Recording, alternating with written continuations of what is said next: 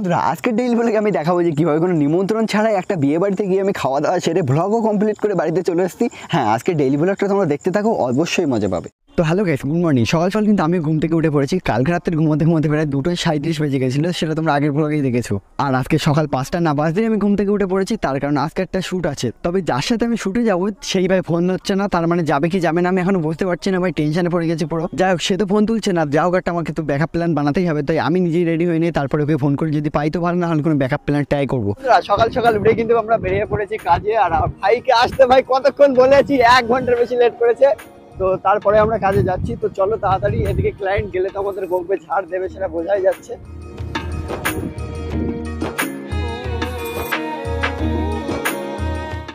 বন্ধুরা অলরেডি দেরি হয়ে গিয়েছে, তারপরে আমাদের ম্যান কম আছে, সে কারণে আর ওখানে আমি বেশি ব্লগটা কন্টিনিউ করতে পারছি না, যেহেতু কাজে আমাকে মন দিতে হবে। তো বন্ধুরা কিছুক্ষণ ব্রেক পেয়েছিলাম, ব্রেক পেয়ে ঘুরতে এসেছি ভাই। আর আবারও কাজ এখনো রয়েছে, তো তাড়াতাড়ি যাবো সেখানে।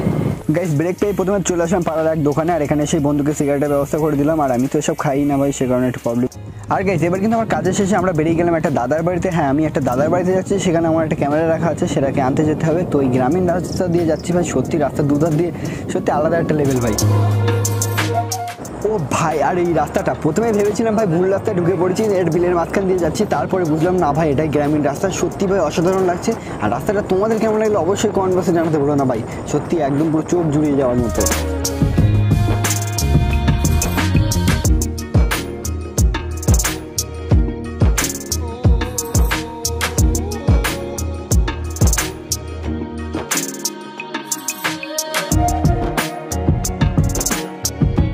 গাইস, মাঠের গ্রামীণ রাস্তাটাও শেষ হলো, আর আমাদের বাইকের তেলটা ভাই শেষ হওয়ার হলো। আর দেখি ভাই আশেপাশে কোথাও যদি দোকান খুঁজে পাওয়া যায়। এটা একটা ভাই এমন একটা এলাকা, এখানে ভাই তেলের দোকান তো দূর ভাই, এমনি দোকানই খুঁজে পাওয়া মুশকিল। তো চলো সামনের দিকে দেখা যাক, যদি কোনো দোকান পাই তো আমাদের ভাগ্য ভালো। তো গাইস, অবশ্যই অনেক খোঁজাখুঁজির পরে কিন্তু অ্যাট লাস্টে আমরা পেয়ে গেলাম ভাই তেলের দোকান। হ্যাঁ, লুজ তেল এখানে বিক্রি হয়। পেট্রোল পাম্প তো ভাই দূরের কথা, সে কোথায় আছে তারও ঠিক নেই। তো যাই হোক, তেলটা ভরে এখানে আমরা আবার বেরিয়ে যাবো আমাদের জার্নিতে। এসেছিলাম ঘুরিতে একটা দাদার বাড়িতে। তো দেখতে পাচ্ছি এখানে দাদার বাড়িতে ক্যামেরা নিতে আসলাম, আমার একটা কাজ আছে, সে কারণে ক্যামেরাটা এখান থেকে নিয়ে যাচ্ছি। তো দাদাদের অবস্থা দেখতে পাচ্ছি ভাই, খালি গায়ে বডি দেখাচ্ছে। আর গাইস, এর মাল তো কিছু নেই ভাই, ভাব দেখানোর জন্য আইফোন দেখাচ্ছে। বড়লোক মানুষ, বড়লোক আলট্রা প্রো ম্যাক্স। এই যে আমাদের প্রিয় সুমন দা এখানে ক্যামেরা নিল একটা দাদার কাছ থেকে। ওরই ক্যামেরা বলে ভাই, দাদা ভাইয়ের ক্যামেরা মানে ভাইয়েরই ক্যামেরা। হ্যাঁ, এই যে এবার আমরা এখান থেকে বেরোবো। তো বন্ধুরা, দাদার বাড়িতে কিছুক্ষণ রেস্ট নেওয়ার পরে অ্যাট লাস্ট কিন্তু আমরা বেরিয়ে পড়েছি বাড়ির উদ্দেশ্যে। আর যা ভাই গরম পড়েছে, বাইকের সিটে ভাই বসা যাবে কিনা সেটাই এখন ভাই চিন্তার বিষয়। টাটা, চলে গেলাম। তো গাইস, এই মুহূর্তে কিন্তু আমি আর আমার ভাই বেরিয়ে পড়েছি। সব মেয়ের ক্র্যাশ ভাই, আই এম তো অবাক। এই ভাই মাঝখান দিয়ে ঢুকিতেছে।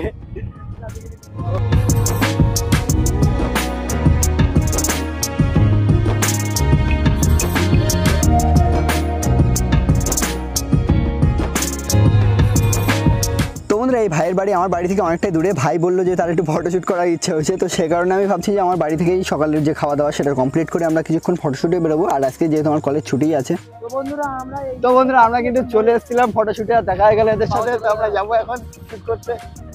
যাবো তো, দাঁড়াও, যাবি তো নাকি? তো বন্ধুরা অ্যাট লাস্ট কিন্তু আমরা চলে এসেছি প্লেসে। আর এখানে কিছুক্ষণ শুটিং করবো, তার মধ্যে পেয়ে গেছে হাগা। এইটা রোস্টিং। বল আমার লাগেনি, এর লাগেনি। দাঁড়া, এইটারই হাগা লেগেছে। হাগা এর নাম এমনি হাগা, যেখানে যাই সেখানে হেগেই বেড়ায়। শোনো আচ্ছা বেঁচে গেল। হ্যাঁ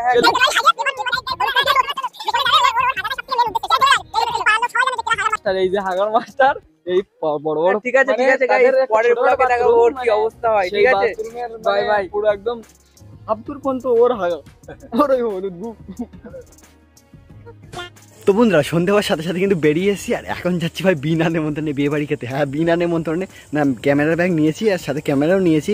যদি কিছু ভাই বলবো ক্যামেরাম্যান, তবে ভাই পার্সোনালি কিন্তু আমাকে নিমন্ত্রণ করিনি, আমি জানি না ভাই কি হবে। তো চলো, একটা আলাদা এক্সপিরিয়েন্স, লাইফে প্রথমবার করতে চলেছি, চলো দেখা যাক। গাইস, প্রতিবারের মতো এবারে বিয়ে বাড়িতে এসে বর কোণে না দেখেই প্রথমে চলে আসলাম ভাই চিকেন পকোড়ার স্টলে। আর গাইস, তারপরে ফুচকার স্টলেও চলে আসলাম। এখানেও কিছু ফুচকা মেরে দিলাম, কিন্তু ভিডিও করছি তো একটা আনকমফোর্টেবল ফিল হচ্ছে।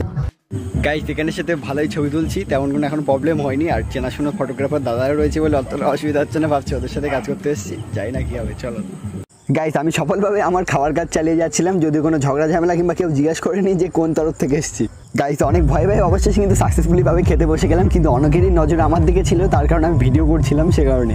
আর বন্ধুরা কোনো প্রকার ঝগড়া ঝামেলা ছাড়াই কিন্তু মিশন সাকসেসফুল করলাম, অবশেষে খাওয়া দাওয়া কমপ্লিট। আর এবার যাচ্ছি দই আর রসমালাই নিয়ে বাড়ির দিকে। আর গাইস যেহেতু আমি ক্যামেরা নিয়ে গেছিলাম সে কারণে বিয়েবাড়ির লোকেরা ভাবছিল যে আমি ফটোগ্রাফার দিক থেকে লোক, আর ফটোগ্রাফাররা ভাবছিল ভাই আমি বিয়েবাড়ির লোক। তো সেই কারণে আর কোনো অসুবিধা হয়নি, দুজনেই ম্যাচ খেয়ে গেছে আর কোনো ঝগড়া ঝামেলা ছাড়াই ভাই প্ল্যান সাকসেসফুল করেছি। তো কেমন লাগলো অবশ্যই কমেন্ট বক্সে জানিও। আর বন্ধুরা লাস্ট কিন্তু চাঁদনিটাতে হাঁটতে হাঁটতে হাতে দই আর রসমালাই নিয়ে বাড়ির দিকে রওনা দিলাম। আর মোটামুটি রাত ভাই 11:30 বাজতে যায়।